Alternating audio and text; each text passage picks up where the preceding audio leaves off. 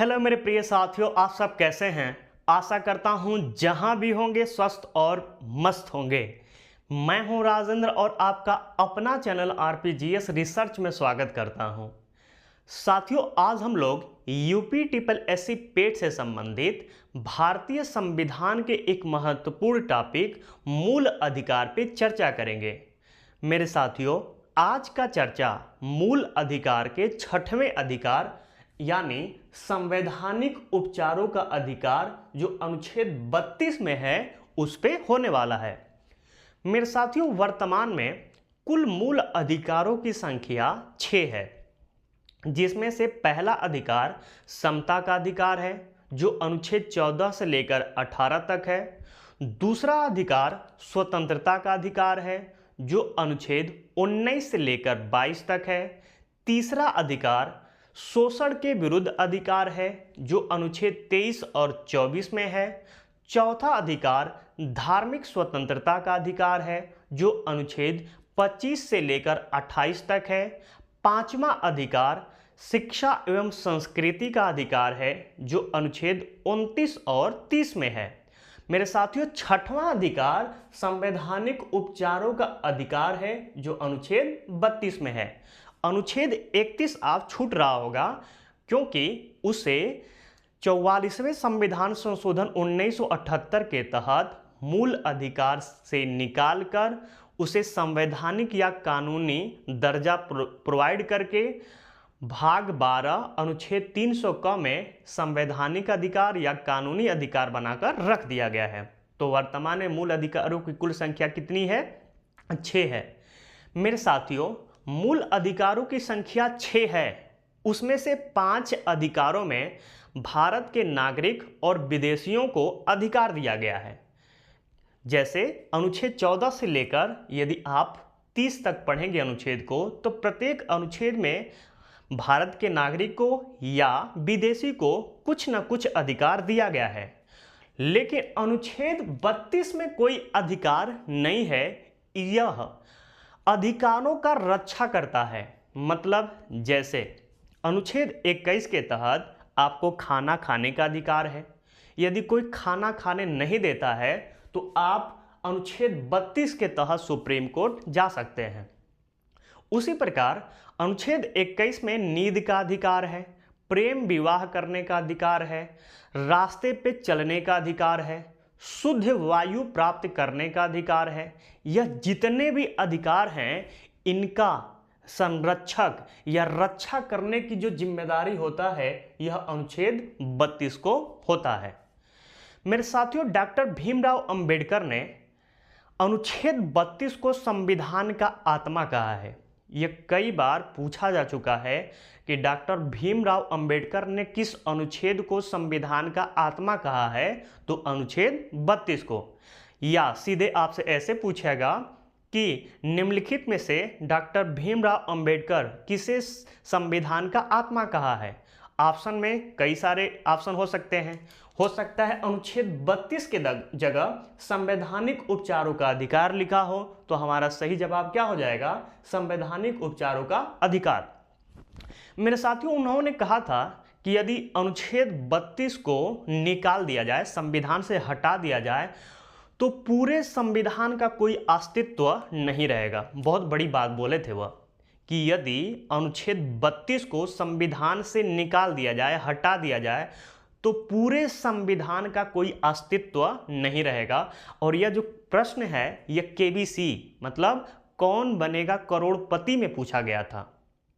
तो मेरे साथियों, यह जो कथन है, हो सकता है यह भी कथन पूछा जाए कि डॉक्टर भीमराव अंबेडकर ने किस अनुच्छेद को कहा था कि यदि उसे निकाल दिया जाए तो पूरे संविधान का कोई अस्तित्व नहीं रहेगा। तो हमारा जवाब क्या हो जाएगा? अनुच्छेद 32 हो जाएगा। मेरे साथियों, यदि किसी व्यक्ति के मौलिक अधिकार का हनन होता है तो वह अनुच्छेद 32 के तहत सीधे सुप्रीम कोर्ट जा सकता है, जबकि अनुच्छेद 226 के तहत वह हाई कोर्ट जा सकता है। मेरे साथियों, मूल अधिकारों की रक्षा करने के लिए न्यायालय अर्थात हाई कोर्ट और आपकी सुप्रीम कोर्ट 5 रीट निकालता है, जिसके तहत जितने भी नागरिकों को अधिकार दिया गया है उनकी रक्षा करता है। तो पहला रीट बंदी प्रत्यक्षीकरण है, दूसरा रीट परमादेश है, तीसरा रीट प्रतिषेध है, चौथा रीट उत्प्रेषण है और पांचवा रीट अधिकार परीक्षा है। और इसका अर्थ भी है, तो आइए जितने भी अनुच्छेद 32 से महत्वपूर्ण पॉइंट है उसको एक एक करके लिखते हैं। अनुच्छेद 32 को डॉक्टर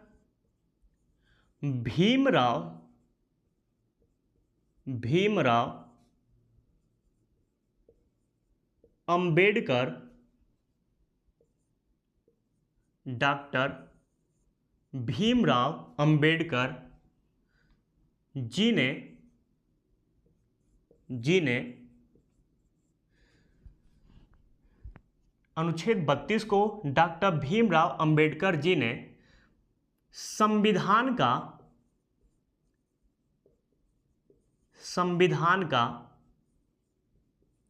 आत्मा कहा था।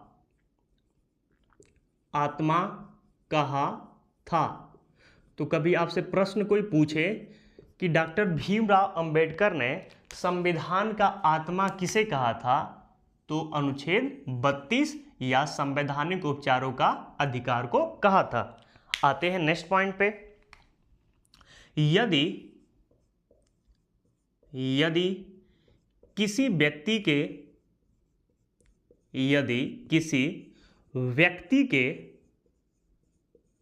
व्यक्ति के मौलिक अधिकार या मूल अधिकार, आप कुछ भी लिख सकते हैं, मौलिक अधिकार का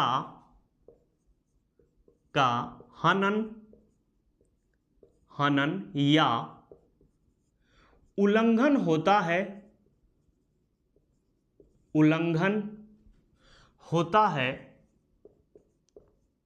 है तो प्रभावित व्यक्ति अनुच्छेद 32 के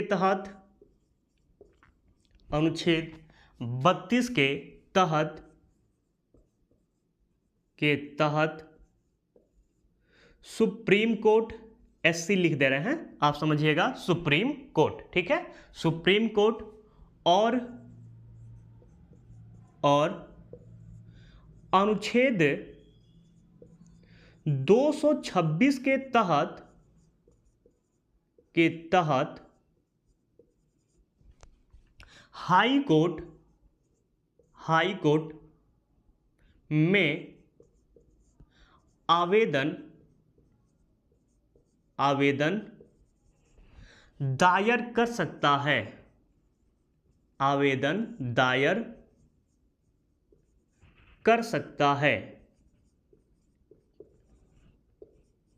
दायर कर सकता है। नेक्स्ट पॉइंट, न्यायालय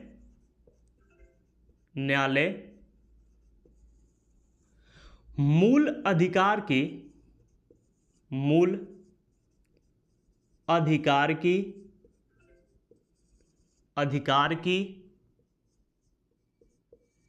रक्षा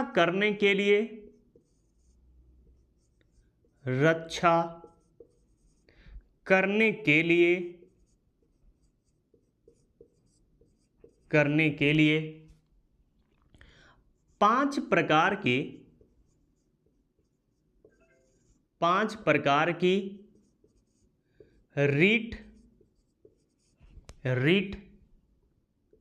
निकाल सकता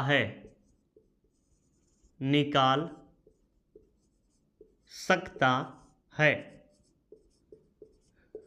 तो मेरे साथियों, न्यायालय का मतलब यहाँ पे हाई कोर्ट और सुप्रीम कोर्ट की बात की जा रही है।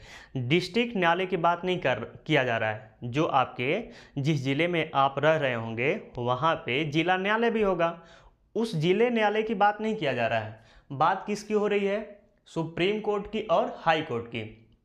यदि किसी व्यक्ति के मौलिक अधिकार का हनन होता है तो अनुच्छेद 32 के तहत सीधे कहां जा सकता है? सुप्रीम कोर्ट जा सकता है, जबकि अनुच्छेद 226 के तहत वह हाई कोर्ट जा सकता है।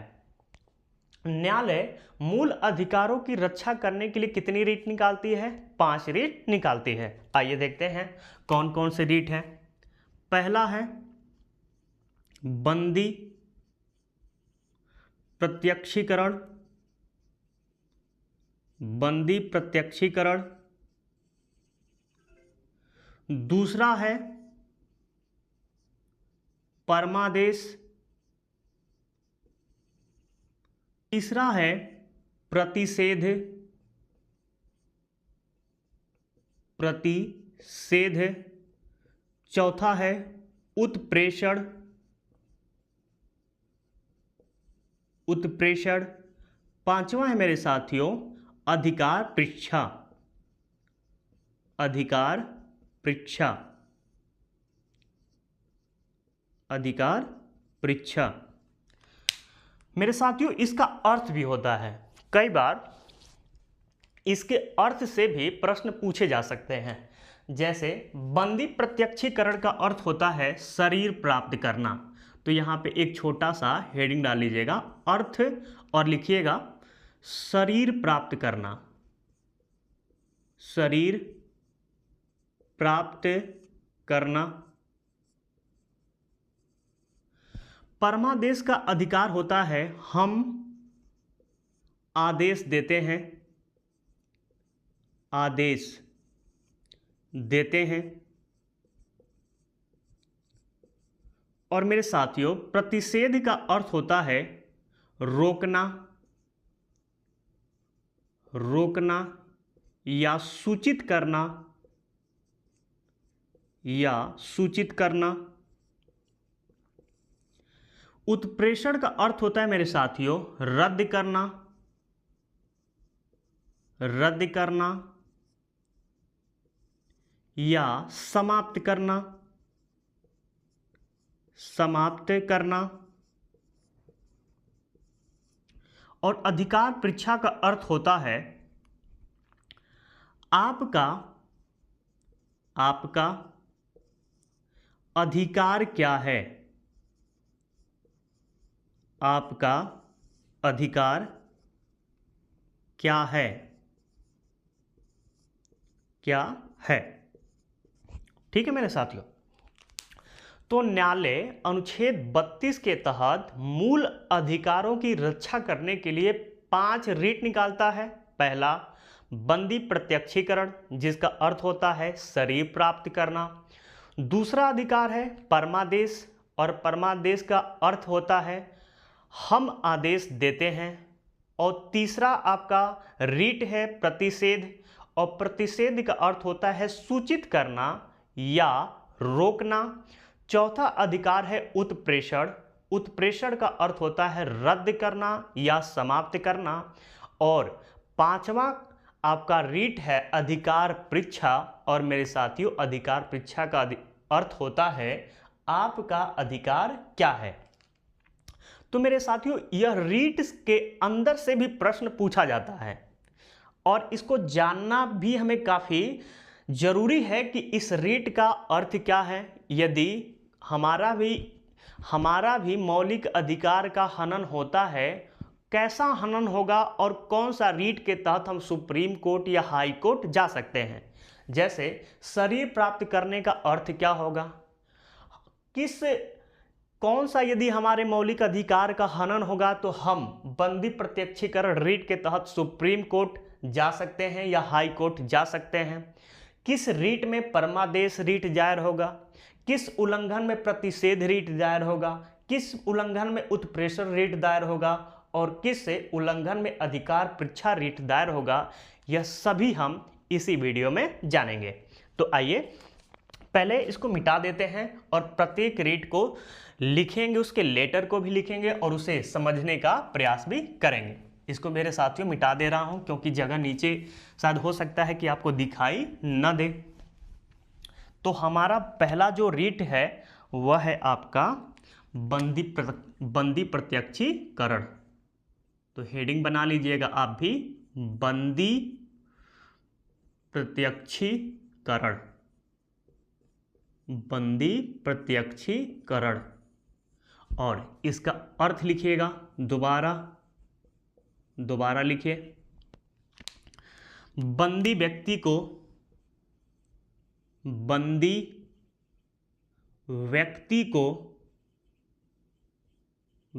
को न्यायालय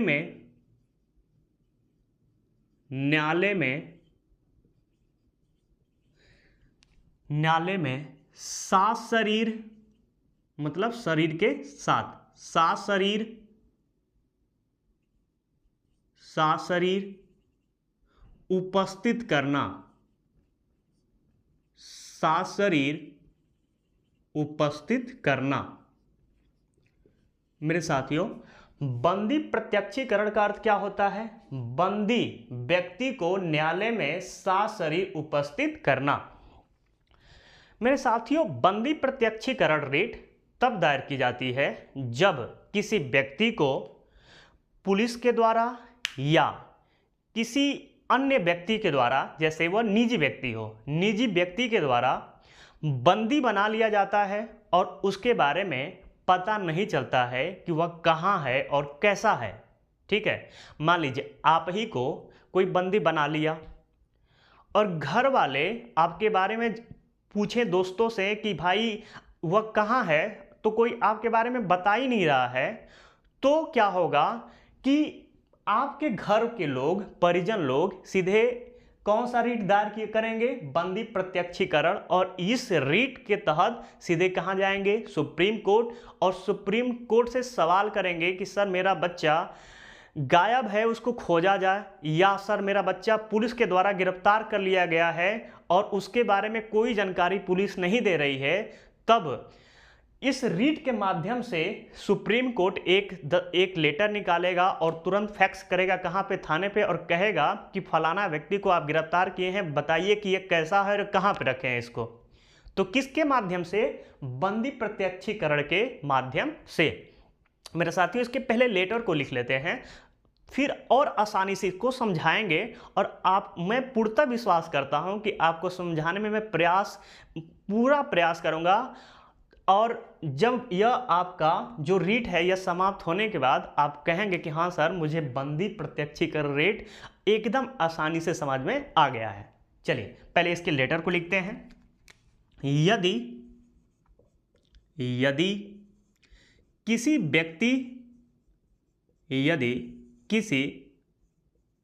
व्यक्ति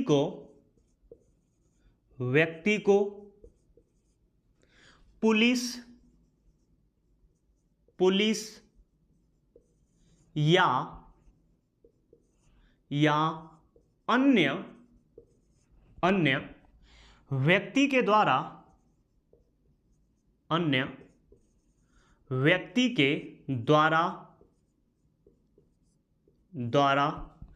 बंदी बना लिया जाता है, बंदी बना लिया जाता है,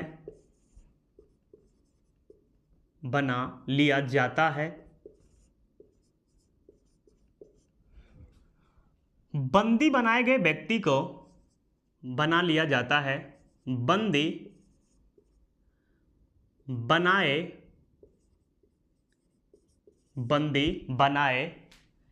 गए व्यक्ति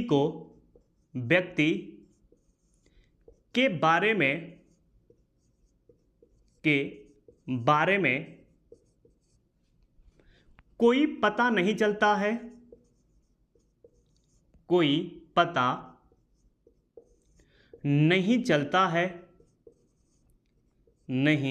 चलता है कि वह कहाँ है और कैसा है,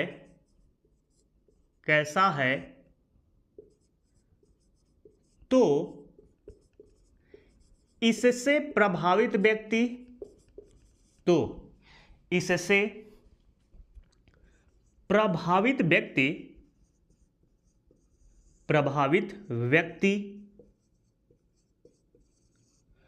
अनुच्छेद 32 बंदी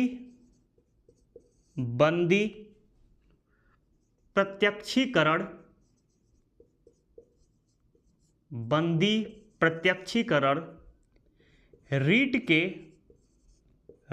के माध्यम से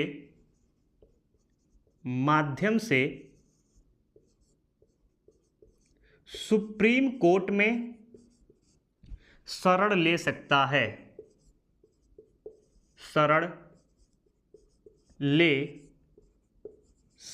है।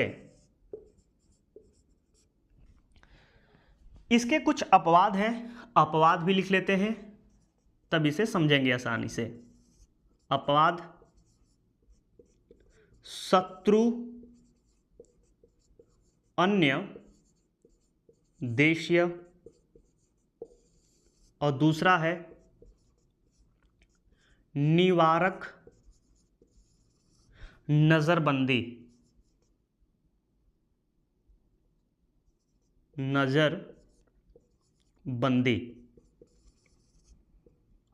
आइए मेरे साथियों इसे समझने का प्रयास करते हैं। इसका लेटर है, बंदी व्यक्ति को न्यायालय में सशरीर उपस्थित करना। यदि बंदी प्रत्यक्षीकरण का अर्थ देखें तो कहता क्या है, बंदी व्यक्ति को सशरीर न्यायालय में उपस्थित करना। और इसका लेटर कहता है, यदि किसी व्यक्ति को पुलिस या अन्य व्यक्ति के द्वारा बंदी बना लिया जाता है और बंदी बनाए गए व्यक्ति के बारे में कोई पता नहीं चलता है कि वह कहाँ है और कैसा है, तो उससे प्रभावित व्यक्ति अनुच्छेद 32 के तहत सीधे कहाँ जा सकता है, सुप्रीम कोर्ट जा सकता है। मेरे साथियों, यदि पुलिस आपको गिरफ्तार करती है तो अनुच्छेद 22 के तहत 3 कारण से अवगत करवाएगी कि पहला, किस लिए आपको गिरफ्तार किया जा रहा है, पहला यह कारण बताएगी। मतलब जैसे आप ही हैं, मान लीजिए खाना खाने बैठे हैं, पुलिस आई, तुरंत आपको करे कि चलो बेटा अब थाना चलो, तो आपको भी जानने का अधिकार है कि सर मैं तो कुछ किया ही नहीं हूं, तो मुझे गिरफ्तार क्यों किया जा रहा है। तो आपको कारण बताएगी कि बाबू किसी नंबर पे आप किसी को ब्लैकमेल कर रहे थे, किसी लड़की को परेशान कर रहे थे क्या, हाँ, अरे अच्छा, इसीलिए। तो कारण बताएगी कि आपको इसलिए गिरफ्तार किया जा रहा है।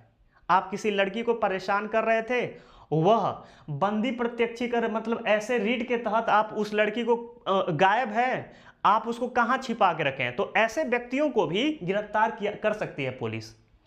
मान लीजिए पुलिस आपको गिरफ्तार कर ली, गिरफ्तार करने के बाद थाना ले गई, थाना जैसे ही ले गई और 24 घंटा हो गया, परिजन पूछ रहे हैं कि सर हमारा बच्चा कहाँ है, पुलिस कह रही कि हाँ है जेल में बंद है। तो परिजन भी तो परेशान होंगे ना भाई, परिवार के लोग हैं तो परेशान होंगे कि भाई एक बार बात तो करवा दो, कहाँ लड़की से हो सकता है मेरा बच्चा जो है वह किसी लड़की को परेशान कर सकता है, लेकिन वो किडनैप नहीं कर सकता है, किसी को बंदी नहीं बना सकता है। सर एक बार मुझे अपने बच्चों से मिलने का एक मौका दीजिए। पुलिस कहती है कि नहीं, हम नहीं दे सकते हैं। परिजन को शंका हो कि शायद हो सकता है कि लड़की वाले के घर हैं वो शायद ज़्यादा पैसा वाले हैं, तो हो सकता है कि मेरे बच्चा को भाई कहीं मरवा नहीं दिए हैं। अब लड़के के घर में मान लीजिए दिक्कत हो जाए कि यार कभी सोचें कि हो सकता है भाई पुलिस तो मुलाकात करने का मौका ही नहीं दे रही है, मेरा बच्चा है कहाँ। तब परिजन क्या करेंगे कि बंदी प्रत्यक्षीकरण रीट के तहत सीधे कहाँ जाएंगे, सुप्रीम कोर्ट में जाके एक वकील करेंगे। वकील करने के बाद आप पूरा बीती बताएंगे कि सर ऐसी ऐसी घटना हो गई है।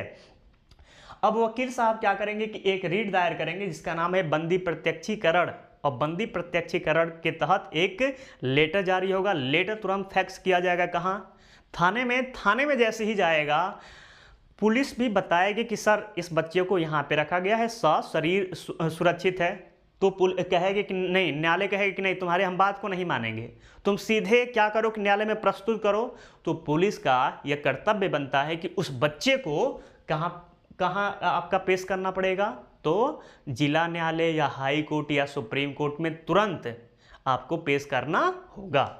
तो ये ध्यान में रखिए, ऐसा केस हो सकता है। मेरे साथियों, यह तो पुलिस है, यह तो सरकारी है, तो यह तो लोक अधिकारी है, सरकारी अनुच्छेद 12 के अंतर्गत पुलिस आती है। जबकि यह प्राइवेट सेक्टर पे भी यह लागू होता है। मान लीजिए कि आप हैं, आप किसी लड़की को परेशान कर रहे हैं, ठीक है, फ़ोन करके कह रहे हैं कि मैं तुमसे बहुत प्यार करता हूँ, नहीं अगर मानोगे तो तुम्हारे चेहरे पे तेजाब डाल देंगे, तुम्हें नहीं मानोगे तो तुम्हें किडनैप कर लेंगे, ऐसे आप धमकी दे रहे हैं। और लड़की एक ही दिन गायब हो गई। अब पूरा आपका उसका नंबर खगाला जाएगा कि भाई यह किससे किससे बात करती है। पता चलेगा कि सबसे ज़्यादा कॉल आप ही ने किए हैं, लड़की कोई और गायब कर दिया है। शक पूरा कहाँ जाएगा? आप पे जाएगा। अब क्या होगा? अब मान लीजिए लड़की का अगर कोई पिता खूब दबंग हो, मान लीजिए एक बाहुबली हो, सीधे क्या करेगा? आपको उठाएगा। वह क्या है? अनुच्छेद 12 के अंतर्गत नहीं आएगा। वह है निजी व्यक्ति, आपको उठा रहा है और अपने एक बड़ी हवेली है उसी में बंद, एक कमरे में बंद कर या खूब मार पीट रहा है। मतलब बंद करके बाहुबली जी खूब तोड़ाई कर रहे हैं। आपके परिजन जान रहे हैं कि हो ना हो या बाहुबली साहब मेरे बच्चे को अगवा किए हैं, उठाए हैं, क्योंकि इनकी बच्ची गायब हुई है और मेरा बच्चा परेशान कर रहा था। अब क्या होगा? जो लड़का के घर वाले परिजन होंगे वह सीधे कहाँ जाएंगे? Supreme court. किस अनुच्छेद के तहत? 32 के तहत।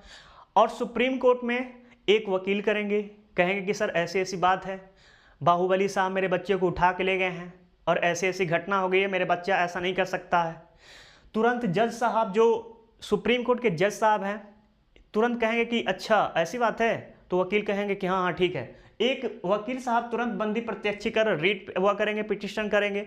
करने के बाद जज साहब करेंगे कि भाई एक तुरंत फैक्स होगा थाने पे, थाना तुरंत जाएगी बाहुबली साहब के घर और कहेगी कि सर जो यदि आप बच्चे के किए हैं ना तो ऐसा मत करिए, सीधे सुप्रीम कोर्ट से आया है ऑर्डर, नहीं करेंगे प्रॉब्लम में फंस जाएंगे।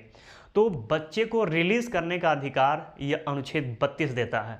कोई भी व्यक्ति हो यदि ऐसा करता है तो आप बंदी प्रत्यक्षीकरण रीट के माध्यम से सुप्रीम कोर्ट जा सकते हैं। कोई व्यक्ति के बारे में यदि पता नहीं चलता है, 24 घंटे से ज़्यादा हो जाता है, तो आप कौन सा रीट दायर करेंगे? बंदी प्रत्यक्षीकरण रीट दायर करेंगे। एक एग्जाम्पल और समझते हैं। मान लीजिए यह आप हैं ए और मैं आपका चित्र भी बना देता हूँ। यह आप हैं, ठीक है, ढोलू मोलू है, ठीक है, और यह आपकी महिला मित्र है। महिला मित्र समझ रहे हैं? ठीक है, यह महिला मित्र है। महिला मित्र का बर्थडे है, बर्थडे का मतलब समझ रहे होंगे, जन्मदिन है। यह बी है। यह कहें कि अगर देखो भाई, हाथ भी बना दे रहे भाई, नहीं कहोगे कि सर हाथ गायब कर दिए, पैर भी बना दे रहे, इनका पैर अलग है, ठीक है। यह कहें कि हमारा जन्मदिन है और जन्मदिन के दिन यदि तुम मुझे केक नहीं लाओगे तो मैं समझूंगा कि तुम मुझसे सच्चा प्यार नहीं करते हो। अब इनका सबसे बड़ा दिक्कत यह है कि इनके घर नहीं जा सकते हैं क्योंकि इनके 10 भाई और बहन हैं और वह भी हट्टे खट्टे हैं, जिम वाले हैं। यह कहें कि अगर तुम मुझसे प्यार करते हो तो तुम मुझे केक जरूर लेके आओगे, यह एकदम शर्त है। अभी इनका दिक्कत यह है कि यहाँ पे जाना पड़ेगा। और यह भी एक डायलॉग मार दी, यह कौन? लड़की, इनकी महिला मित्र, कि लोग तो प्यार में चाँद तक चले जाते हैं, तुम क्या मुझे एक केक नहीं ला के दोगे? अब ऐसा वाला एकदम इमोशनल। अब यह जो भाई साहब हैं, इनका सी एक मित्र हैं, कहें कि भाई देख ऐसी ऐसी बात है, तुम्हारी भाभी केक मांग रही हैं। तो कह रहे कि भाई देख प्यार में तो इतना तो करना पड़ेगा। तो भाई वह कहेंगे भाई साहब यह कि भाई ठीक है, मैं दूँ तो दूँ कैसे भाई, सोच लो कि जाएंगे तो हो सकता है कि पकड़ा जाए। अब सब यह कह रहे हैं कि चलो यार मैं हूँ ना, तुम्हारा हेल्प करूँगा। और यह दोनों लोग रात के 12 बजे, जैसे ही विश किया जाता है रात के 12 बजे, वैसे ही पहुँच जाते हैं इनके घर। छत पे चले जाते हैं। छत पे जैसे ही जाते हैं देखते हैं कि छत पे परिवार इनके परिवार जो है, लड़की वाले के परिवार, और परिवार में जो 10 भाई हैं जो क्या कर रहे हैं, जिम किए हुए हैं, वह देख रहे हैं कि एकदम यह भाई साहब ए आ रहे हैं केक ओक लेकर। तो यह एक लोग कह रहे हैं कि आइए आप ही का इंतजार था। एक सॉन्ग है ना, आइए आपका इंतजार था, वही वाला मैटर चल रहा है। यह भाई साहब जैसे ही गए, इनके 10 भाई साहब पकड़ लिए, और यह भाई साहब नीचे थे, तो यह तो सोचिए कि 9 तो 11 तुरंत गायब। यह भाई साहब की अब होगी क्या, कुटाई, दबा के कुटाई होगी। ठीक है, कुटाई तो होगी, साथ ही साथ बंदी भी बना लिया जाएगा। किनके द्वारा, महिला मित्र के भाइयों के द्वारा। और कहेंगे जब बंदी बना लिया जाएगा मेरे साथियों, तो इनके जो घर वाले मान लीजिए डी हैं, एक घर वाले डी हैं।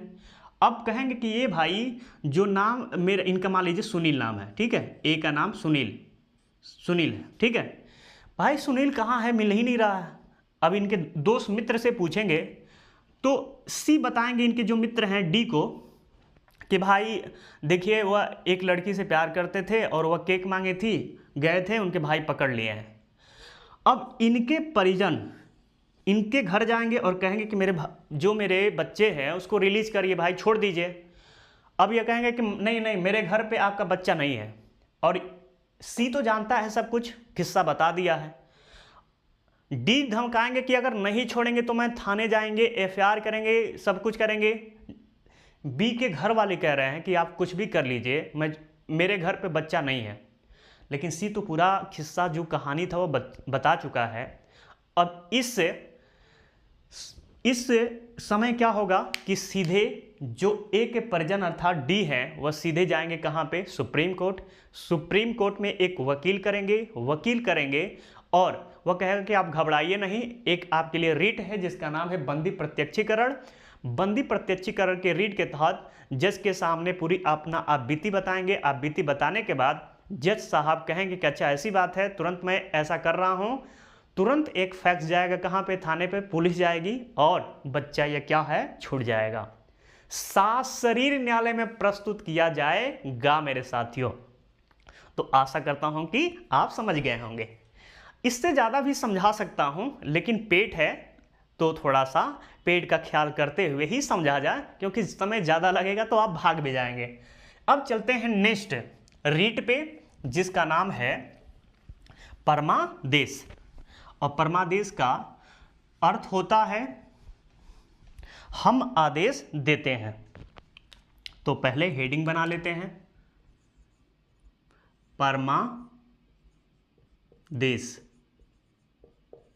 परमादेश। अर्थ लिख लीजिएगा इसका, अर्थ हम आदेश देते हैं। ठीक है मेरे साथियों, यह जो परमादेश जो रीट है यह लोक अधिकारियों पे निकाला जाता है। अर्थात जो अनुच्छेद 12 में जो लोक अधिकारी हैं, जैसे लोक अधिकारी में कौन, प्रधानमंत्री, मंत्री, सांसद, उपराष्ट्रपति, मुख्यमंत्री, डीएम, सीएम, दरोगा, पुलिस, जितने भी अधिकारी हैं जो सरकारी पद पे हैं, यदि वह अपने कर्तव्यों का निर्वहन सही ढंग से नहीं कर रहे हैं तो उनके विरुद्ध कौन सा रीट निकाला जाता है, परमादेश। ठीक है, पहले इसको लेटर के लिख लेते हैं, फिर इसे समझने का और अच्छे तरीके से प्रयास करेंगे। तो लिखते हैं परमादेश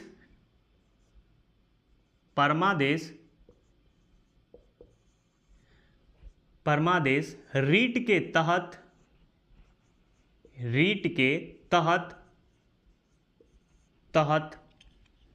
न्यायालय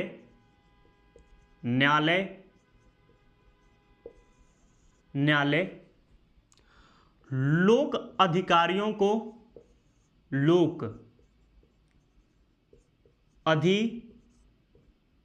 कार्यों को,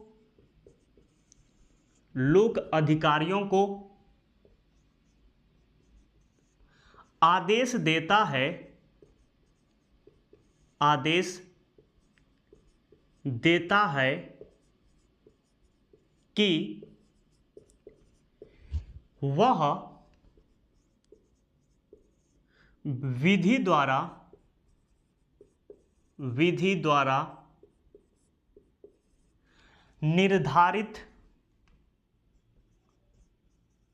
निर्धारित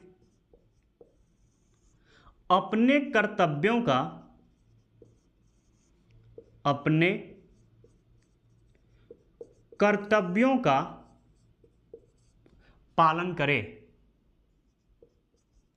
पालन करें।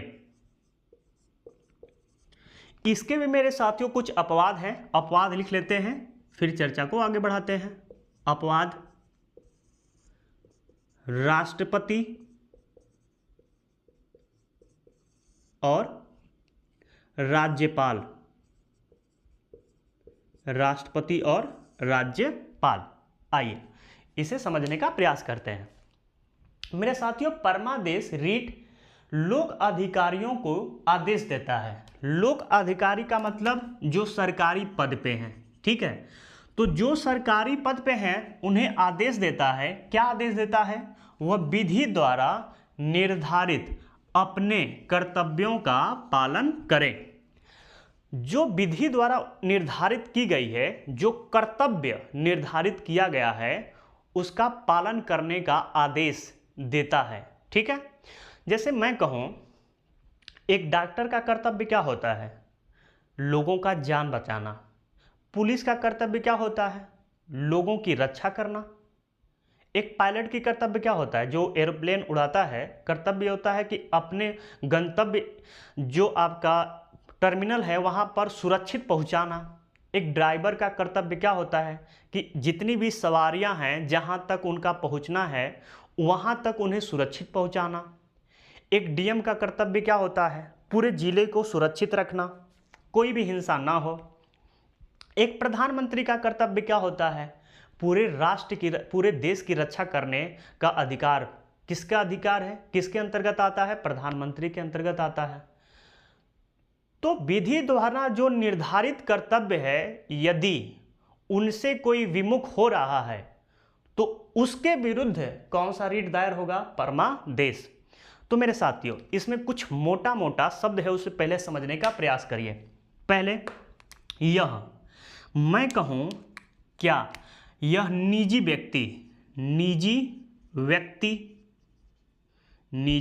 व्यक्ति अर्थात जो प्राइवेट व्यक्ति हैं, प्राइवेट व्यक्ति, क्या उन पे लागू होगा? तो नहीं। आप सीधे कहेंगे कि नहीं, उन पे लागू नहीं होगा। जैसे यदि आपके पिताजी किसान हैं, ठीक है। दूसरा, मान लीजिए आपका कोई शॉप है, दुकान है, तो उनके विरुद्ध ऐसा कोई रीट नहीं निकाला जा सकता है। यह नहीं है कि 7 बजे, प्रत्येक दिन आपका 7 बजे दुकान ओपन होता है और एक दिन ऐसा हुआ कि आप 10 बजे आप ओपन किए, तो आपके ग्राहक जो हैं वह कहेंगे कि आप मौलिक अधिकारों का हनन किए हैं। आपका कर्तव्य बनता है कि प्रत्येक 7 बजे आप अपना शॉप, दुकान खोलें। तो भाई ऐसा नहीं हो सकता है। हमारा मन, हमारा दुकान, हमारा मन, जब मन करे तब खोलें। लेकिन जो सरकारी व्यक्ति हैं, जो सरकारी पद पे हैं, ठीक है, सरकारी पद पे हैं, मान लीजिए आपके पापा पुलिस में हैं या कचहरी में हैं या रेलवे, कुछ किसी विभाग में हैं, ठीक है। यदि सरकारी पद पे हैं तो उन पे यह रीट दायर किया जा सकता है, ठीक है। तो बहुत सारे ऐसे आपके जो सरकारी पद वाले हैं, सबका वर्णन किस अनुच्छेद में मिलता है? 12 में। जैसे में आपके प्रधानमंत्री पे यह रीट निकाला जा सकता है। उपराष्ट्रपति पे निकाला जा सकता है। जी भाई साहब, उपराष्ट्रपति पे भी यह रीट निकल सकता है। क्या जो सांसद होते हैं उन पे यह रीट निकाला जा सकता है? बिल्कुल। सांसद का मतलब लोकसभा के, राज्यसभा के सदस्य। क्या जो विधायक होते हैं, विधायक या एमएलए, उनके विरुद्ध यह रीट निकाला जा सकता है? तो हाँ, निकाला जा सकता है। क्या सीएम के विरुद्ध निकाला जा सकता है? तो निकाला जा सकता है। क्या डीएम के विरुद्ध निकाला जा सकता है? निकाला जा सकता है। दरोगा बाबू, जो दरोगा बाबू हैं, क्या उन पे यह रीट निकाला जा सकता है? हाँ, निकाला जा सकता है। जो कांस्टेबल हैं, कांस्टेबल, ठीक है, उनके विरुद्ध क्या यह रीट निकल सकता है? निकल सकता है। क्या जो चपरासी हैं, चपरासी हैं, क्या उनके विरुद्ध यह रीट निकल सकता है? तो मेरे भाई रीट निकल सकता है। अर्थात मैं बोला हूं ना कि सरकारी पद, प्रधानमंत्री, उपराष्ट्रपति, सांसद, सब पे रीट निकल सकता है। बस दो व्यक्ति इसमें अपवाद हैं। कौन कौन से? राष्ट्रपति और राज्यपाल। अच्छा, इनको अपवाद क्यों माना गया है? पहले तो जो राष्ट्रपति और राज्यपाल का पद है, यह बहुत गरिमापूर्ण पद है। दूसरी बात है, राष्ट्रपति जितना भी कार्य करते हैं देश हित में, वह स्वविवेक से नहीं करते हैं। ऐसा नहीं है कि वह स्वविवेक से अपना कार्य नहीं करते हैं, लेकिन जो देश के हित में हो वह कार्य जब उनको करना होता है तो वह मंत्री परिषद से सलाह लेते हैं।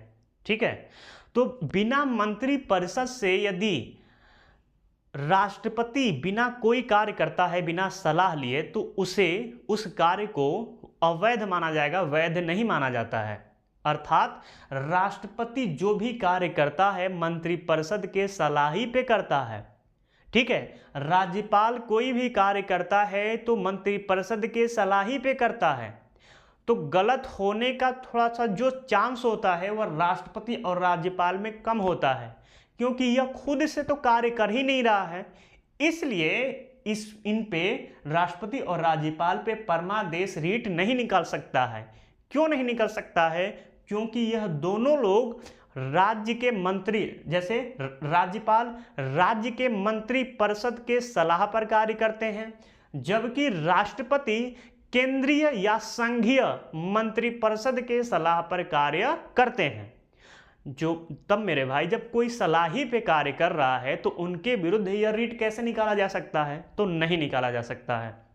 ठीक है, कुछ प्रधानमंत्री पे निकल सकता है, ये जितने व्यक्ति लिखवाए हैं सब पे निकल सकता है। जो सरकारी हैं उन पे निकल सकता है, जो सरकारी नहीं है अर्थात निजी व्यक्ति या प्राइवेट व्यक्ति हैं उन पे भी नहीं निकल सकता है, लेकिन सरकारी पद पे निकल सकता है। इसको एग्जाम्पल के माध्यम से समझते हैं। मान लीजिए आप जहां हैं, आप, ठीक है, आपका आज मैं चित्र आप लोग का खूब बनाऊंगा। ठीक है, ये आप हैं, गोलू मोलू, ठीक है, आप हैं, आप मान लीजिए आप, और यहां पे एक और व्यक्ति हैं, ठीक है, और यह है दरोगा साहब, यह दरोगा साहब है, और दोनों लोग चाय पी रहे हैं, चाय, ठीक है, दोनों लोग चाय लवर हैं। मान लीजिए आप भी और दरोगा साहब भी, दरोगा साहब भी, ठीक है, और आपके सामने ही देख रहे हैं कि लड़ाई हो रही है, लड़ाई, दो गुटों में लड़ाई हो गई। ठीक है, तो मेरे भाई कर्तव्य किसका बनता है कि यह जाके लड़ाई छुड़वाए? कर्तव्य किसका बनता है? तो आप तो कहेंगे कि सर इन भाई मेरा भी कर्तव्य बनता है, दरोगा साहब का भी कर्तव्य बनता है कि इस लड़ाई में, इस गुट में जो लड़ाई झगड़ा हो रही है इसको जाके हम छुड़वाएं, सुलह करें, झगड़ा नहीं करने दें। दोनों का कर्तव्य बनता है।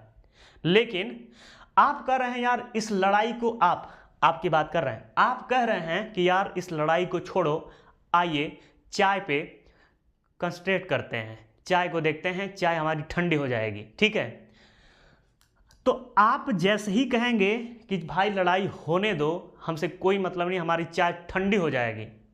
ठीक है, दरोगा साहब भी चाय लवर हैं, ये भी कह रहे हैं यार झगड़ा हो रहा है, लड़ लें झगड़ लें, हमसे कोई मतलब नहीं, हमारी ये चाय ठंडी हो जाएगी। तो मेरे साथियों, यह जो रीट है, आपका कर्तव्य क्या बनता है कि ये झगड़ा छुड़ाएं, लेकिन आप कर्तव्य का अपना पालन नहीं किए, फिर भी यह रीट जो परमादेश रीट है वह आप पे लागू नहीं होगा, क्योंकि आप किस व्यक्ति में आएंगे? निजी व्यक्ति या प्राइवेट व्यक्ति में आएंगे। जबकि दरोगा बाबू एक सरकारी नौकरी कर रहे हैं। इनका कर्तव्य क्या बनता है? लोगों को सुरक्षित करने का अधिकार किनका है? दरोगा बाबू का है। और यह भी कहें कि नहीं हमें चाय पसंद है, आप लोग लड़ लो झगड़ लो, हमसे कोई मतलब नहीं, हमारा चाय ठंडा हो जाएगा, तो इनके विरुद्ध कौन सा रीट दायर हो सकता है? परमादेश। और न्यायालय कहेगी कि आपका कर्तव्य बनता है कि अपने कर्तव्य को करिए, आप ऐसा नहीं कर सकते हैं। आपके कर्तव्य क्या है? लोगों की सेवा करना, जान अपना जोखिम में डाल के देश को सुरक्षित करना, जिला का सुरक्षित करना, क्षेत्र को सुरक्षित करने का अधिकार आपको है। तो जो परमादेश रीट है मेरे साथियों, यह सरकारी व्यक्तियों पे लागू होता है, निजी व्यक्तियों पे लागू नहीं होता है। तो जो भी आपका कर्तव्य है, जैसे एक टीचर का कर्तव्य है, जो टीचर है, जो अध्यापक है सरकारी, उनका कर्तव्य क्या है? बच्चों को पढ़ाना। और अपने कर्तव्य का यदि पालन नहीं कर रहे हैं या पढ़ा नहीं रहे हैं तो इनके विरुद्ध भी क्या हो सकता है? परमादेश रीट दायर किया जा सकता है। तो इसमें कर्तव्य जो भी है, जो भी सरकारी पद पे हैं, वह अपने कर्तव्य से विमुख हो रहे हैं तो उन्हें याद दिलाने के लिए परमादेश रीट दायर किया जाता है। अब चलते हैं नेक्स्ट रीट पे। मेरे साथियों, थोड़ा सा हम जानते हैं कि समय ले रहे हैं, लेकिन इस रीट को समझना भी काफ़ी ज़रूरी है, तभी तो आप अपने अधिकार के लिए लड़ सकते हैं, नहीं तो विमुख हो जाएंगे अपने अधिकार से। अब आते हैं प्रतिषेध रीट पे।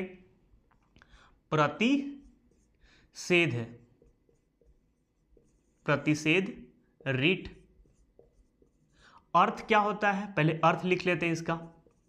अर्थ होता है सूचित करना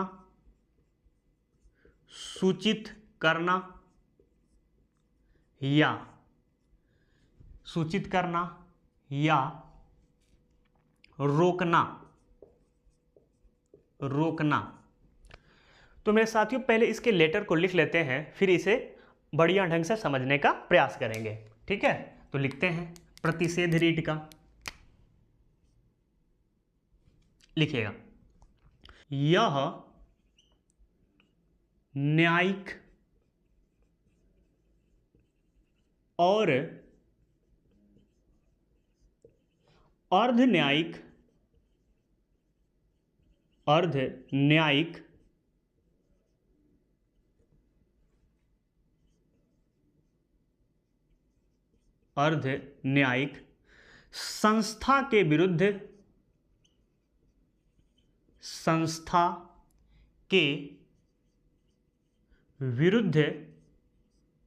दायर की जाती है। प्रतिषेध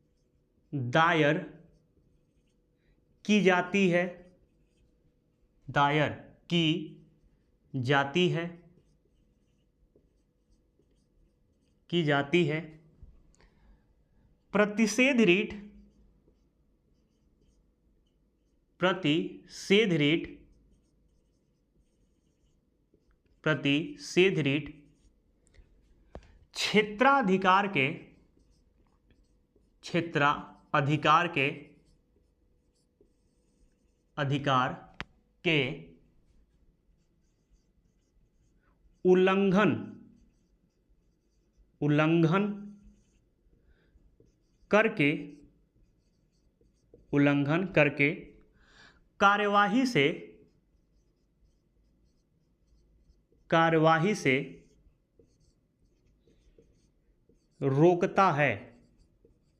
कार्यवाही से रोकता है। तो मेरे साथियों, प्रतिषेध रीट का अर्थ होता है सूचित करना या रोकना। यह अर्धन्यायिक या न्यायिक और अर्धन्यायिक संस्था के विरुद्ध दायर की जाती है। प्रतिषेध रीट क्षेत्राधिकार के उल्लंघन करके कार्यवाही से रोकता है। आइए इसे समझने का प्रयास करते हैं। मेरे साथियों, इसमें कुछ शब्द आ रहे हैं, जैसे न्यायिक और अर्धन्यायिक संस्था। तो मेरे साथियों, पहले इसको समझने का प्रयास करते हैं। न्यायिक और अर्धन्यायिक क्या होता है, क्योंकि बिना इसे समझे आप इस रीट को नहीं समझ सकते हैं। ठीक है, तो मेरे साथियों, न्यायिक जो संस्था होता है, ठीक है, इसमें कार्य जो होता है, न्याय क्या किया जाता है, कार्य क्या है, कार्य लिख दे रहे हैं कार्य, और यहाँ पे लिख दे रहे हैं व्यक्ति, क्योंकि हमें जरूरत पड़ेगी व्यक्ति की, ठीक है। कार्य क्या कर रहा है, न्याय का कर रहा है। अर्ध न्यायिक संस्था कैसा होता है, और इसमें कार्य क्या किया जाता है, तो दोनों में जो कार्य करते हैं न्याय का ही करते हैं, लेकिन व्यक्ति जो होता है इसमें होता है न्यायिक, इसमें होता है न्यायिक, और इसमें जो होता है वह होता है गैर न्यायिक, गैर न्यायिक, ठीक है। कुछ इसके उदाहरण देख लेते हैं कि कौन से ऐसी संस्था है जो न्यायिक संस्था है और कौन सी ऐसी संस्था है जो आपका अर्ध न्यायिक संस्था है। तो मेरे साथियों, यदि इसकी बात करें तो district court, high court, supreme court, ठीक है, supreme court, district court, high court, supreme court, यह संस्था कैसी है, न्यायिक संस्था है। कार्य क्या करती है, न्याय क्या करती है। व्यक्ति भी कैसे होते हैं, न्यायिक होते हैं, कानून के जानकार होते हैं।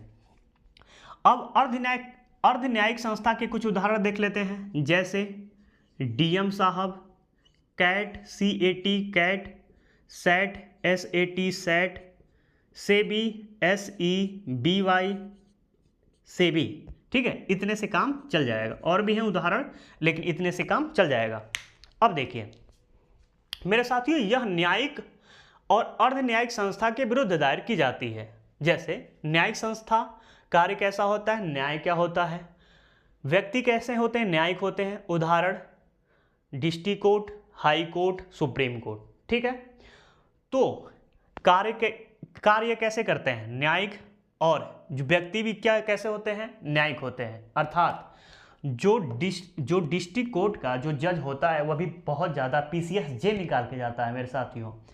हाई कोर्ट का भी जो जज होता है काफ़ी एक्सपीरियंस होता है, बहुत कूट के भरा होता है। और सुप्रीम कोर्ट में जो जज होते हैं उनकी तो बात ही अलग है भाई साहब, बहुत ज़्यादा पढ़े लिखे होते हैं, ठीक है। यह बात है। कार्य भी कैसे करते हैं, न्याय करते हैं। अर्ध न्यायिक संस्था में कार्य तो न्यायिक है, गैर न्यायिक इससे व्यक्ति कैसे होते हैं, गैर न्यायिक। जैसे डीएम साहब हो गए, कैट हो गया, जैसे सेंट्रल एडमिनिस्ट्रेटिव ट्रिब्यूनल, और यहाँ पे स्टेट हो जाएगा एडमिनिस्ट्रेटिव ट्रिब्यूनल, सेबी भी होता है। मैं अब आइए इसको समझाने का प्रयास करते हैं असाधारण ढंग से। मेरे साथियों, जैसे न्यायिक संस्था तो आसानी से समझ गए होंगे कि न्याय का मतलब होता है न्याय, जहाँ पे हमें न्याय मिल सके। और न्याय का किताब में जो हमारे कानून में लिखा गया उसको एकदम कोई गहन ढंग से पढ़ा हो, यदि वह न्याय करे तो काफ़ी ज़बरदस्त करेगा और आपके हित में करेगा, ठीक है। जबकि अर्ध न्यायिक संस्था में कार्य तो न्याय का होता है, लेकिन गैर न्यायिक व्यक्ति होते हैं, ठीक है। न्याय का तो करते हैं, कार्य कैसा होता है, कार्य होता है न्याय का, लेकिन व्यक्ति कैसे होते हैं, गैर न्यायिक होते हैं। यह भी काफ़ी अच्छे पढ़े लिखे होते हैं। जैसे इसमें IAS, अभी मैं समझाऊंगा, तो इसमें IAS आएंगे, बहुत अच्छे लोग इसमें भी होते हैं, लेकिन इन्हें न्यायिक व्यक्ति नहीं कहते हैं, क्योंकि जो लॉ का किताब होता है, जो जैसे ये PCS में PCS जे जैसे निकाल करते हैं, अनुभव होता है जो, ये इनके पास उतना अनुभव नहीं होता है। जैसे डीएम साहब हैं, डीएम साहब को अधिकार है कि वह कभी यदि उनको समय मिले, 1 महीना में 1 बार, 2 महीना में 1 बार, ठीक है, 6 महीना में 1 बार, तो वह अपना एक न्यायालय लगा सकते हैं। न्यायालय लगा के कुछ छोटे मोटे मुकदमा देख सकते हैं, ठीक है। तो जब मुकदमा वह देखते हैं तो वह एक जज का कुर्सी होता है, जज का मतलब जहाँ पे बैठते हैं, जहाँ चेयर लगा के डीएम साहब बैठ गए तो वह कैसे व्यक्ति हो जाएंगे, गैर न्यायिक व्यक्ति हो जाएंगे। और जिस मुकदमे को देखेंगे, जिस मुकदमे को हल करेंगे, कार्य कैसा करेंगे, न्याय का ही करेंगे, लेकिन वह कैसे व्यक्ति कहलाएंगे, गैर न्यायिक कहलाएंगे, क्योंकि वह जज नहीं है, लेकिन कार्य कैसे कर रहे हैं, न्यायिक है, ठीक है, न्याय का कर रहे हैं। जैसे एक फिल्म आई थी, बहुत अच्छी फिल्म थी, आप फिल्म देखे होंगे इसको, शादी में जरूर आना, शादी में जरूर आना, जरूर आना। इसमें देखे होंगे जो हीरोइन होती हैं वह PCS हो जाती हैं, और जो हीरो होते हैं वह क्या होते हैं, IAS। जो हीरोइन होती हैं उन पे धोखाधड़ी का मुकदमा दायर हो जाता है। ठीक है, जांच कौन करता है? आईएएस साहब जी करते हैं, जो डीएम साहब होते हैं वह करते हैं। और यह जो मामला होता है वह कहाँ जाता है? पीसीएस का अगर मामला है तो मेरे साथियों कहाँ जाएगा? सेट में जाएगा, स्टेट एडमिनिस्ट्रेटिव ट्रिब्यूनल में जाएगा। ठीक है, कुछ ऐसी संस्था होती है जहाँ पे सीधे सुप्रीम कोर्ट जा सकते हैं, ना हाई कोर्ट, न ही डिस्ट्रिक्ट कोर्ट। कुछ ऐसी संस्था है जो अपना जो मुकदमा होता है, जो अपना जितने भी, जैसे मान लीजिए एफआईआर हो जाए किसी पे, धोखाधड़ी का मुकदमा, कुछ ऐसे मामला है, कुछ मामले को कुछ संस्था खुद ही देख लेती है। जैसे आईएएस से संबंधित जितनी भी मामला होता है, आईएएस पीसीएस, जो ठीक है, संघ लोक सेवा आयोग से समझ लीजिएगा, संघ लोक सेवा आयोग से संबंधित जितनी भी मामला होता है वह कैट देखता है। राज्य लोक सेवा आयोग से संबंधित जितने भी अधिकारी हैं, उनसे रिलेटेड कोई भी यदि मुकदमा होता है वह सब मुकदमा कौन देखता है? सेट देखती है। सेबी की जितने भी व्यक्ति हैं जो जॉब नौकरी कर रहे हैं, उनसे संबंधित कोई भी यदि मुकदमा दायर हो गया वह सब कौन देखता है? सेबी देखता है। ठीक है, तो जो पीसीएस में इनको धोखाधड़ी का जो हीरोइन को लग गया था, उस मुकदमे की जांच किसने किया? इनके पति देव आईएएस साहब जो डीएम सर थे वह किए। करने के बाद यह कहाँ गया? हुआ मुकदमा सेट में गया। सेट में पूरा इनका मुकदमे की जांच हुआ, पड़ताल होने के बाद इनको बाद में पता चला कि इनको धोखे से फंसाया गया था, छूट गया। तब दोनों लोगों में प्यार एक उमड़ने लगता है दोबारा। वो तो एक फिल्म की बात थी, लेकिन इनका जो मुकदमा चलता है वह कहाँ चलता है? सेट में चलता है। तो मेरे साथियों, कुछ ऐसी संस्था है, जैसे संघ लोक सेवा आयोग की जो आपकी संस्था है वह कैट है। जैसे किसी आईएएस के धोखाधड़ी से मान लीजिए वह पैसा लेते हुए पकड़ा गए, तो उनका मुकदमा कहाँ पे चल सकता है? कैट में चलेगा। ठीक है, कैट में चल सकता है। जो इसमें जज हो गए वह रिटायर जो आईएएस अधिकारी होते हैं वह बनते हैं। ठीक है, उनकी जांच पड़ताल होती है, या जो आईएएस साहब पे यदि मुकदमा का धोखाधड़ी का अगर कोई ऐसा चीज़ लग गया है तो अपना अपना प्रस्ताव रखेंगे कि सर मैं ऐसा नहीं किया हूँ। तो वैसे सारी मुकदमे आपका ऐसी संस्था में देखा जा सकता है, और ऐसी संस्था को क्या बोलते हैं? अर्ध न्यायिक संस्था बोलते हैं। ठीक है, प्रतिषेध रिट कब दायर किया जाता है? आइए इससे समझने का प्रयास करते हैं। अभी तो हम न्यायिक संस्था और अर्ध न्यायिक संस्था को समझ रहे थे, अब आते हैं प्रतिषेध रिट कब दायर किया जाता है। मेरे साथियों, मान लीजिए ए और बी दो लोग हैं। आज मैं चित्र बहुत ज़्यादा बनाऊंगा। एक यह है, आप हैं, मान लीजिए आप हैं, और यह आपके एक बगल के मित्र हैं, और दोनों लोग में कैसा आंकड़ा चलता है? 36 का। मतलब आप उनको देखें तो एकदम मतलब ऐसे तिरछी निगाहों से देखेंगे और खा जाने का मन करता है, और वह जब आपको देख रहे हैं तो मन करता है कि मार दे, अब ना तब मार दें, ऐसा होता है। एक समय ऐसा हुआ कि आप लोग क्या किए? लड़ाई किए, और बी, यह आप हैं, मैं आप लिख दे रहा हूं, आप, और यह बी आपके दुश्मन है। ठीक है, दुश्मन भी है, बहुत ताकतवर दुश्मन है, बहुत कैसे दुश्मन है? ताकतवर दुश्मन है। इनके जो चाचा हैं वह हैं हाई कोर्ट के जज। क्या थे? हाई कोर्ट के जज हैं। ठीक है, अब दोनों लोग में क्या हो गई? लड़ाई हो गई, और आप लोग कहाँ पे हैं? दोनों लोग दिल्ली में आए हैं तैयारी करने के लिए। कहाँ पे? दिल्ली में आए हैं आईएएस की तैयारी करने के लिए, और आप दोनों लोगों में लड़ाई होगी, जम के लड़ाई होगी। ठीक है, आपके घर एक भाई साहब हैं, मान लीजिए डी। ठीक है, मान लीजिए यह चाचा सी हैं, और आपके एक भाई हैं, भाई जो दिल्ली में ही एक वकील है, छोटा सा वकील। आप उन्हीं के हैं, उन्हीं के जस्ट बगल में एक रूम लेके रह रहे हैं। ठीक है, अब आइए पूरे कहानी को समझते हैं। ए और बी दो आप लोग बगल के हैं, और दोनों लोग में दुश्मनी चल रही है। एक दिन क्या हुआ कि आप लोगों में लड़ाई हो गई। ठीक है, बी को आप ज़्यादा मार दिए। ठीक है, यह भी ज़्यादा आपको मार दिए। अब बी कहा कि मैं तुम्हें देख लूँगा, तुम मुझे समझ नहीं रहे, मैं इतना बड़ा बैकग्राउंड घर से हूँ कि तुम्हें उठा लूँगा। तुमको यह कर दूंगा, मतलब धमका दिए आपको। और कहें कि मेरे चाचा जज हैं, तुम्हें सोच लेना कि तुम्हें पूरी पूरी जिंदगी तुमको जेल में ही कटवाऊंगा, ऐसा आपको धमकी मिल गया। ठीक है, जबरदस्त धमकी। और चाचा जो इनके जज हैं वह सोच लीजिए कि उत्तर प्रदेश में इलाहाबाद में है, इलाहाबाद के जज हैं। ठीक है, चाचा को बी कॉल लगाएं और कहें कि चाचा जानते हैं आपके भतीजा को एक व्यक्ति था ए, वह मार दिया है। अब चाचा का प्यार उमड़ा और कहें कि तुमको मार दिया है, केस दायर किया? हाँ चाचा मैं दायर कर दिया हूँ, केस उस पर FIR भी किया हूँ, मैं उस पर FIR कर दिया है। अच्छा रुक जाओ, केस है, मैं अपने पास मंगवा ले रहा हूँ। ठीक है, अपने पास मंगवा ले रहा हूँ। और इनकी पावर, जज का पावर होता है कि कोई भी केस मंगवा लेते हैं। यह मंगवा लिए अपने पास, अर्थात कहाँ पे? इलाहाबाद। और इलाहाबाद में बाबू कार्रवाई करेंगे, इसको यहीं पे इलाहाबाद की जेल में सड़ाएंगे ऐसे। अब यह जब पता चला ए को, ए भी कहा कि भैया देखिए बी से झगड़ा हो गया है, झगड़ा होने के बाद अब मैं क्या करूं? तो भैया कहें कि अच्छा चलो दिल्ली का मैटर है, दिल्ली में तुम लोग दोनों लोग हो, दिल्ली में ही समझ लेंगे, मैं हूं ना, यहीं पे हूं, वकील हूं, मैं देख लूंगा। लेकिन ए कहा कि भैया यह तो पता नहीं कैसे यह दिल्ली का केस इलाहाबाद में उसके चाचा मंगवा लिए हैं। अब इनका भाई कहेंगे अरे यार मैं वकील हूं, ये कैसे हो सकता है? ये तो क्षेत्राधिकार का उल्लंघन है। कैसा उल्लंघन? कि यदि कोई झगड़ा दिल्ली में होता है तो वह केस कहाँ सुलझेगा? दिल्ली में ही सुलझेगा।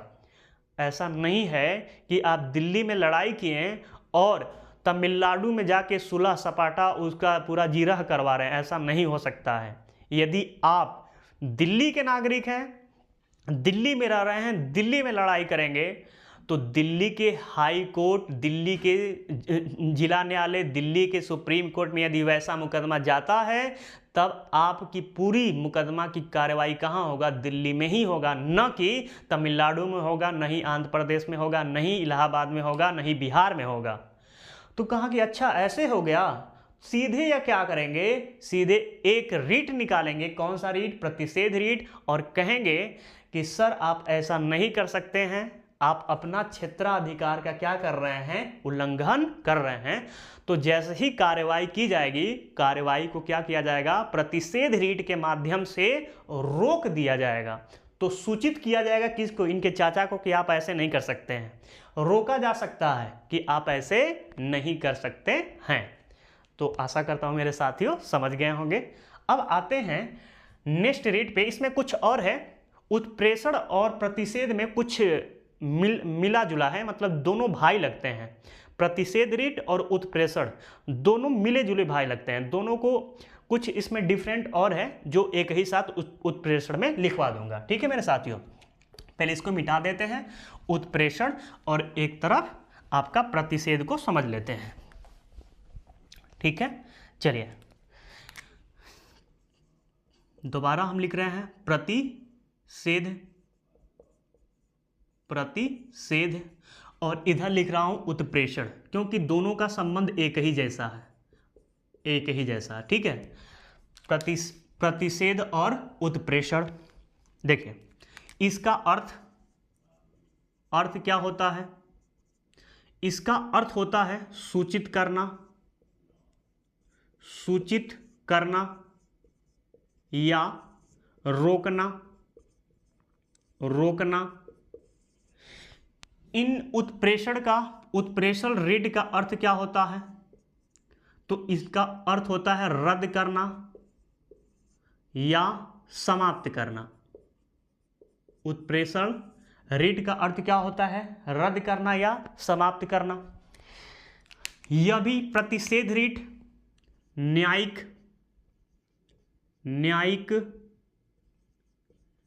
न्यायिक संस्था और अर्ध न्यायिक संस्था के विरुद्ध जारी होता है, के विरुद्ध जारी होता है। यह भी जो है न्यायिक संस्था और अर्ध न्यायिक संस्था के विरुद्ध जारी होता है, विरुद्ध जारी होता है। नेक्स्ट, यह क्या होते हैं? यह तब दायर किया जाता है जब क्षेत्राधिकार का उल्लंघन किया हो, क्षेत्राधिकार का उल्लंघन किया हो। यह भी कब दायर किया जाता है? जब क्षेत्राधिकार का उल्लंघन किया हो, क्षेत्राधिकार का उल्लंघन किया हो। यह कब दायर किया जाता है? तो आइए लिखते हैं कुछ। प्रतिषेध रीट, प्रतिषेध रीट, रीट कार्यवाही, कार्यवाही, कार्यवाही के दौरान, दौरान जारी किया जाता है, जारी किया जाता है, किया जाता है। प्रतिषेध रीट कार्यवाही के दौरान जारी किया जाता है। उत्प्रेषण कब दायर किया जाता है? तो इसको भी लिख लीजिएगा। उत्प्रेषण, उत्प्रेषण रीट कार्यवाही, कार्यवाही समाप्त होने के बाद, समाप्त, रुक जाइए थोड़ा सा इंक कम हो गया है इसका। समाप्त होने के बाद, होने के बाद दायर किया जाता है, दायर किया जाता है, किया जाता है। नेक्स्ट, प्रतिषेध रीट का उद्देश्य, प्रतिषेध, इसमें छोटी का मात्रा लगा दीजिएगा। प्रतिषेध रीट का उद्देश्य, उद्देश्य कार्यवाही को रोकना है, कार्यवाही को रोकना है, रोकना है। और इसका उद्देश्य क्या होता है? समाप्त करना। उत्प्रेषण रीट का उद्देश्य, रीट का उद्देश्य, उत्प्रेषण रीट का उद्देश्य कार्यवाही को, कार्यवाही को समाप्त करना होता है, समाप्त करना होता है, होता है। तो मेरे साथियों, प्रतिषेध रीट और उत्प्रेषण रीट दोनों देखेंगे तो भाई भाई लगते हैं। अर्थात यह भी सूचित करना या रोकना, इसका अर्थ होता है रद्द करना या समाप्त करना।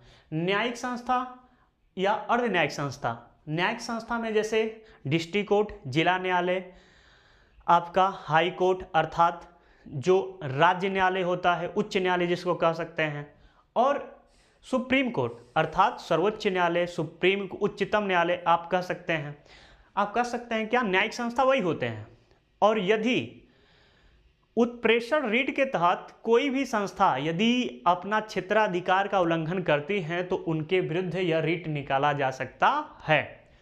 अर्ध न्यायिक संस्था में डीएम साहब अब छोटे मोटे झगड़ा देख सकते हैं, लेकिन मैं कहूँ कि पूरा वह एक दस्तावेज तैयार किए, एक लेटर, और पूरे जिले में ढिंढोरा पिटवा दिए कि आज के बाद मैं ही जज हूँ और मेरे सिवा अगर कोई चला गया, मेरे यहाँ नहीं आया और कोई जिला न्यायालय में चल गया केस लेकर, मुकदमा लेकर, तो सोच लेना कि उसको उम्र कैद की सज़ा मैं सुनाऊंगा। ऐसा मतलब धमकी दे दिए। उदाहरण बता रहा हूँ, इसको सीरियस मत लीजिएगा। ऐसा तो यह डीएम साहब अपने क्षेत्राधिकार का उल्लंघन कर रहे हैं, तो उन पे कौन सा रीट दायर किया जाएगा?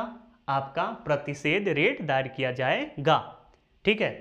प्रतिषेध कार्यवाही के दौरान यदि कार्यवाही कोई, मान लीजिए कोई क्षेत्राधिकार का उल्लंघन किया और कार्यवाही शुरू किया, तो उस कार्यवाही को रोकने के लिए, मतलब कार्यवाही चल रही है, कार्यवाही के बीच में ही उसको रोक दिया जाए, तो कौन सा रीट निकाला जाएगा? प्रतिषेध रीट निकाला जाएगा। कार्यवाही चल रही है, बीच में ही रोक दिया जाएगा, तो कौन सा रीट? प्रतिषेध रीट। मान लीजिए कार्यवाही समाप्त हो गया, तो कौन सा रीट निकाला जाएगा? तो समाप्त होने के बाद उत्प्रेषण रीट निकाला जाता है। ठीक है, प्रतिषेध रीट का उद्देश्य क्या होता है? कार्यवाही को रोकना। ठीक है, यह ध्यान में रखिएगा, कार्यवाही को रोकना, जबकि उत्प्रेषण रीट का उद्देश्य क्या होता है? कार्यवाही को समाप्त करना। मेरे साथियों, इसका उद्देश्य होता है। अब आते हैं एक लास्ट रीट, पांचवा रीट, इसके बाद यह रीट समाप्त हो जाएगा। पांचवा रीट जिसका नाम क्या है? अधिकार परीक्षा। अधिकार परीक्षा। इसके अर्थ को पहले लिखते हैं, अर्थ जानना काफी जरूरी है। इसका अर्थ है आपका क्या अधिकार है? क्या अधिकार है? आपका क्या अधिकार है? ठीक है मेरे साथियों, इस रीट के तहत यदि कोई व्यक्ति किसी लोक पद को हड़प लेता है, तो उससे प्रभावित व्यक्ति या अन्य व्यक्ति सुप्रीम कोर्ट जा सकता है। सुप्रीम कोर्ट आपसे प्रश्न पूछेगा कि यह जो पद आप लिए हैं, आप सही ढंग से लिए हैं कि नहीं लिए हैं। यदि आपका जो प्रश्न का उत्तर देंगे, जो सुप्रीम कोर्ट पूछा रहेगा, यदि उसमें आप चूक जाते हैं, तो आपका जो लोक पद होता है उससे आप बर्खास्त हो सकते हैं। पहले लिख लेते हैं, फिर इसे समझ लेते हैं। यह अधिकार सबको जानना चाहिए, जो तैयारी कर रहा है ना मेरे साथियों, जानना चाहिए, क्योंकि आप अपने अधिकार की लड़ाई आप खुद लड़ सकते हैं इस रीट के तहत। पहले इसके लेटर को लिखते हैं। किसी व्यक्ति के द्वारा लोकपद का मतलब सरकारी नौकरी।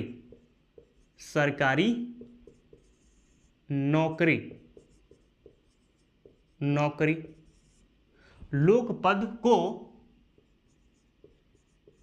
हड़प लेता है,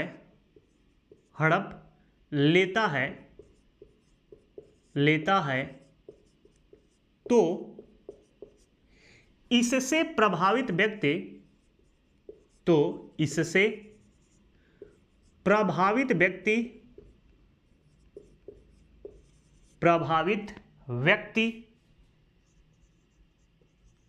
व्यक्ति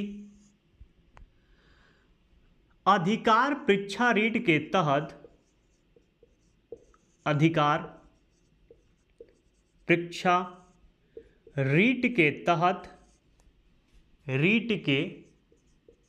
तहत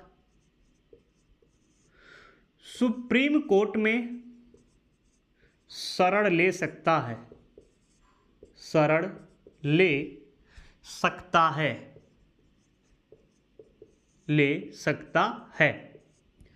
सुप्रीम कोर्ट ऐसे व्यक्ति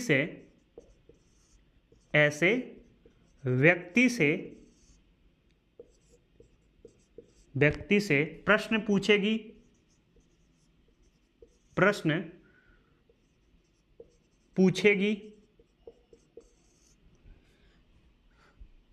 उचित उत्तर न मिलने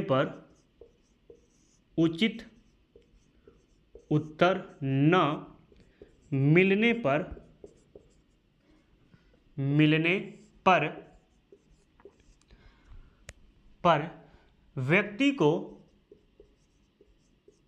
व्यक्ति को बर्खास्त भी कर सकती है। आइए इसे समझने का प्रयास करते हैं।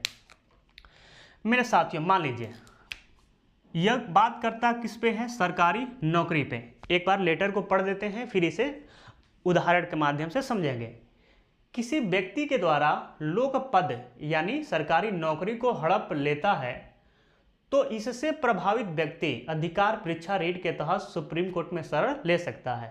सुप्रीम कोर्ट ऐसे व्यक्ति से प्रश्न पूछेगी। उचित उत्तर न मिलने पर व्यक्ति को क्या कर सकती है, बर्खास्त कर सकती है। जैसे मान लीजिए अभी हाल ही में यूपीएसआई का भी वैकेंसी निकला है, ठीक है, और एक आप हैं, मान लीजिए आप भी एसआई की तैयारी कर रहे हैं और एक व्यक्ति यह भी है, ठीक है, दोनों लोग तैयारी कर रहे हैं। जनरल के लिए 100, जनरल ओबीसी और ईडब्ल्यूएस और एसटी के लिए 168 सेंटीमीटर आपका हाइट मांग रहा है, जबकि यह जो भाई साहब हैं, अब समझने का प्रयास करिएगा, यह तो हाइट यूपीएसआई के लिए मांग रहा है। ये जो हैं इनकी हाइट है 170 सेंटीमीटर और इनका जो भाई साहब है इनका है 167 पॉइंट आपका 5 सेंटीमीटर। दोनों लोग पेपर निकाल लिए हैं, किसका, यूपीएसआई का पेपर निकाल लिए हैं। मेडिकल हुआ, सब कुछ हुआ, ठीक है। मेडिकल में जैसे ही गए इनसे कहें कि भाई देखो एक ही पद है, एक पद है और 2 व्यक्ति हैं, मान लीजिए एक ही पद बचा, जो भी यूपीएसआई का पद था पूरा फुल हो चुका है, एक पद बचा है, ठीक है, एक पद बचा है, दोनों व्यक्ति में से एक को लेंगे। इन भाई साहब का हर एक चीज़ में, पेपर में चाहे मेडिकल हर एक चीज़ में फिट है। यह भी भाई साहब सब में फिट है, लेकिन इनका छोटा सा दिक्कत यह है कि इनकी थोड़ी सी हाइट कम है, ठीक, बस 5 सेंटीमीटर ऐसे कम है, ठीक है, नहीं तो हो जाती है अभी। अब यह भाई साहब क्या किए कि सीधे मान लीजिए कि 50 लाख रुपया दिए और कहें कि देखिए डॉक्टर साहब मुझे आप कर दीजिए, ठीक है, निकाल दीजिए। और यह भाई साहब गरीब थे, आप मान लीजिए आप गरीब हैं, कहें कि होगा तो होगा, मेहनत के भरोसे करेंगे, हम पैसा ऐसा नहीं दे पाएंगे। यह दे दिए और इनको पता नहीं था कि इनका हाइट इतना ही है और यह पैसा देकर हो गए। बाद में पता चला, यह किसी मित्र से बता दिए थे कि मैं 50 लाख रुपया देकर अपना नौकरी यह पाया हूं क्योंकि मैं थोड़ा सा छोटा हूं। जब इन भाई साहब को पता चलेगा तो सीधे कहां जाएंगे, कौन सा रीट के तहत, और कहां जाएंगे, अधिकार परीक्षा रीट के तहत सीधे सुप्रीम कोर्ट में जाएंगे। और सुप्रीम कोर्ट ऐसे व्यक्ति को, एक शब्द है हड़प लेना, ऐसे व्यक्ति से प्रश्न पूछेगी कि आप इस पद पे कैसे आ गए। तो ये कैसे बताएंगे कि भाई सर मैं 50 लाख रुपया दिया हूँ तब जाके या मैं सीट खरीदा हूँ तब मैं आज दरोगा हूँ, ऐसा तो कोई कह नहीं सकता है। इनकी पूरी नाप जोग होगी, इनका मेडिकल होगा, इनका मेडिकल होगा, और देखा जाएगा कि यह व्यक्ति एकदम एलिजिबल है इस पद के लिए और यह व्यक्ति एलिजिबल नहीं है, तो यह जो व्यक्ति हैं इनको बर्खास्त करके इनको नौकरी मिल सकती है और इनको नौकरी, इनके पद से क्या किया जा सकता है, हटाया जा सकता है। किस रीट के तहत आप जा सकते हैं, अधिकार परीक्षा रीट के तहत। तो मेरे साथियों आशा करता हूं कि पांचों रीट आपको समझ में आ गया होगा। 3 और अनुच्छेद हैं, उसको भी पढ़ लेते हैं तो मूल अधिकार पूर्णतः क्या हो जाएगा, समाप्त हो जाएगा। तो आइए, आपका 32 में यह 5 रीट था तो 32 तक तो अनुच्छेद को हम लोग पढ़ लिए। अब आते हैं नेक्स्ट अनुच्छेद पे। नेक्स्ट अनुच्छेद है हमारा 33। इसमें कुछ बातें हैं और कुछ बातें हैं जिसको जानना काफ़ी जरूरी है। जैसे मेरे साथियों, इस अनुच्छेद के तहत जो सशस्त्र बल के सदस्य होते हैं, कानून व्यवस्था लागू करने वाले जो व्यक्ति होते हैं, या आसूचना सेवाओं से संबंधित जो व्यक्ति होते हैं, उनके मौलिक अधिकार को सीमित या कम किया गया है। पहले इस लेटर को लिख लेते हैं, फिर इसे और आसानी से समझेंगे। सशस्त्र बल के सदस्य, सशस्त्र बल के सदस्य कानून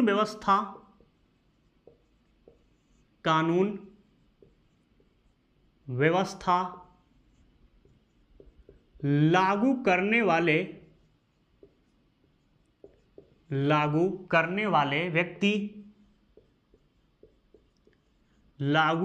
वाले व्यक्ति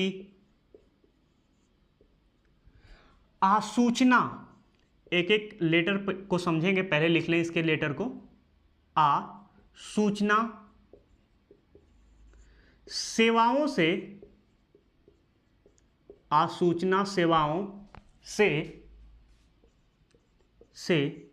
संबंधित व्यक्ति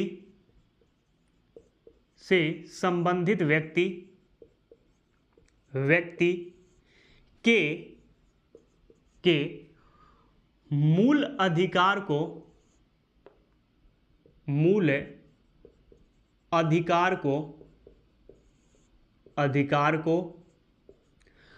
कम या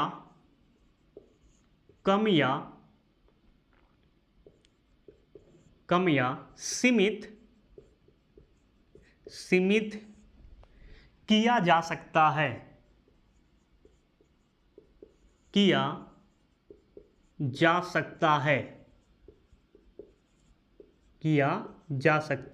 है।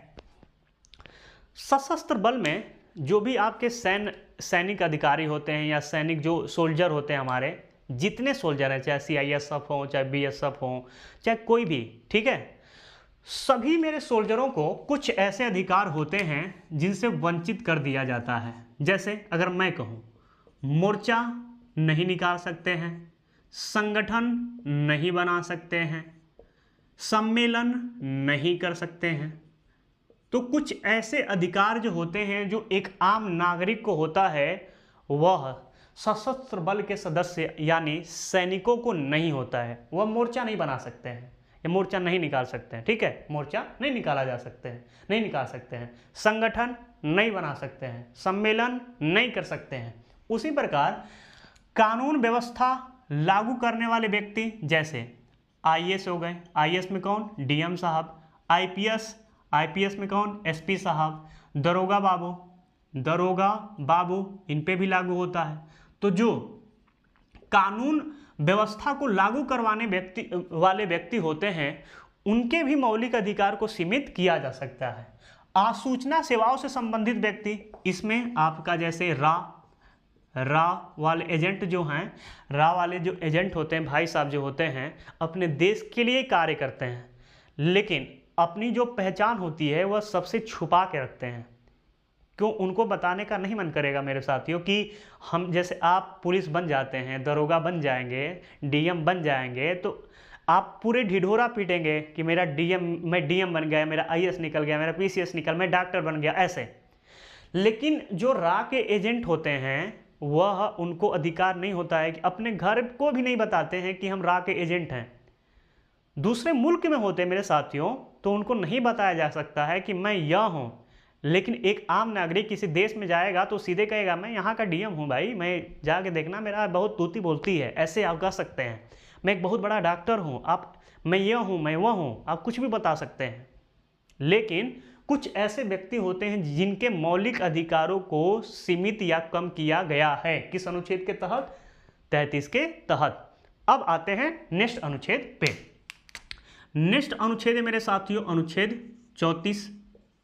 इसमें कहता है किसी क्षेत्र में यदि सैनिक कानून, या कभी कहीं देखेंगे सैन्य भी लिखा होगा, तो सैन्य का मतलब होता है सैनिक कानून या मार्शल लॉ लागू होता है, उस क्षेत्र में मौलिक अधिकार को कम किया जा सकता है या समाप्त किया जा सकता है। किस अनुच्छेद के तहत? तो 34 के तहत। तो यह भी लिख लेते हैं।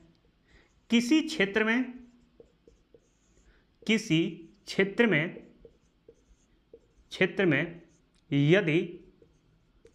यदि सैनिक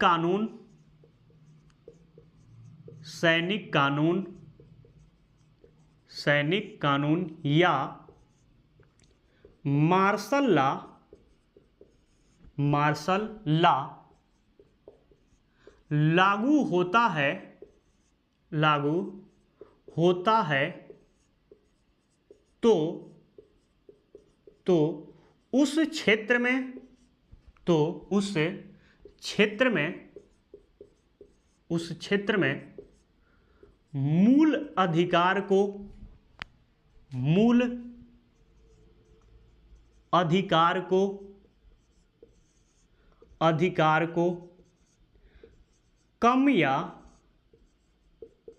कम या समाप्त किया जा सकता है। तो मेरे साथियों, इसमें कहता है यदि किसी क्षेत्र में सैनिक कानून या मार्शल लॉ लागू होता है तो वैसे क्षेत्र में मौलिक अधिकार को कम या समाप्त किया जा सकता है। सैनिक कानून या मार्शल लॉ लागू कुछ क्षेत्रों में ज़्यादा होता है, जैसे मणिपुर में हो गया। अच्छा, सैनिक कानून या मार्शल लॉ लागू क्यों होता है? मान लीजिए आपका 2 जिले हैं, एक आप जहाँ पे आप रहते हैं और एक बगल का जिला हो, ठीक है? या आप ही के किसी क्षेत्र में, समझने का प्रयास करिएगा, 2 एग्जाम्पल एक ही साथ मैं समझाने का प्रयास करूँगा, ठीक है? एक जिला से दूसरे जिला में यदि लड़ाई हो जाती है और भयंकर लड़ाई हो जाती है, वैसे क्षेत्र में भी आपका वैसे स्थान पे भी मार्शल लॉ या कानून लॉ लागू किया जा सकता है। या दूसरे उदाहरण में समझिए कि आप ही के कोई एक ऐसा क्षेत्र है, आप ही का कोई एक जिला है जहाँ पे आप रहते हैं, और आपकी कोई एक ऐसा क्षेत्र है जहाँ पे एक जाति दूसरे जाति में ज़्यादा झगड़ा लड़ाई कर रही है और वह कर्फ्यू का स्थिति नहीं है, वह उससे भयंकर स्थिति ले लिया है, तो वैसे स्थानों पे सैनिक कानून लागू कर दिया जाता है। सैनिक कानून में मेरे साथियों पूरा का पूरा जो अधिकार होता है वह सैन्य के अंतर्गत आ जाता है। वहाँ पे राज्य का अधिकार नहीं होता है, वहाँ पे पूरी की पूरी जिम्मेदारी, पूरी की पूरी जितना उस क्षेत्र को जल्दी से जल्दी हम शांति व्यवस्था वहाँ पे कायम कर सकें, पूरी की पूरी जिम्मेदारी किसके पास हो जाती है? सैनिक के अंतर्गत आ जाती है।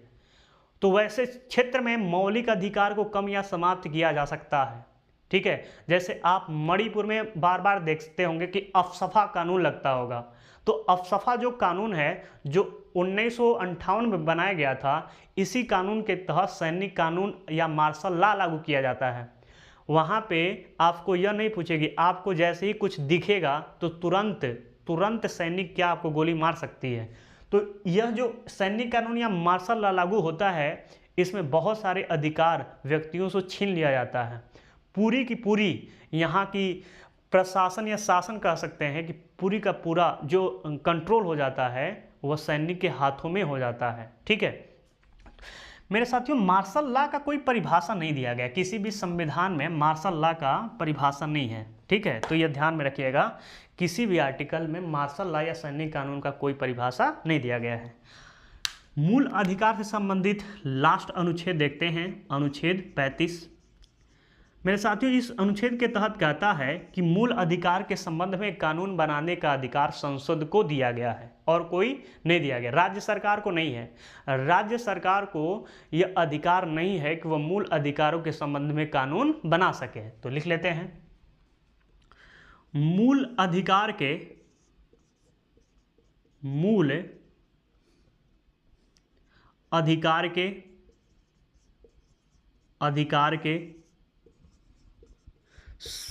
में कानून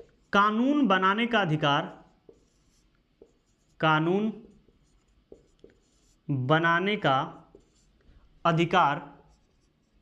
अधिकार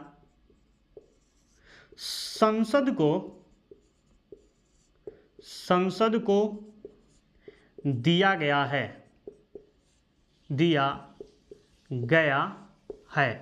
तो मेरे साथियों, मूल अधिकार के संबंध में कानून जो बनाने का अधिकार है वह किसको है?